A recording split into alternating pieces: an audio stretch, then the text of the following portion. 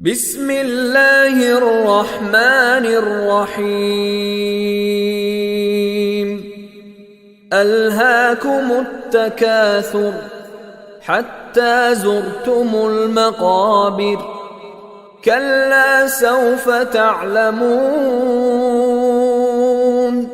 ثم كلا سوف تعلمون كلا لو تعلمون علم اليقين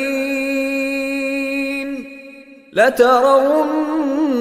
الجحيم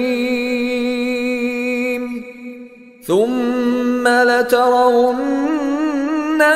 عين اليقين ثم لتسألن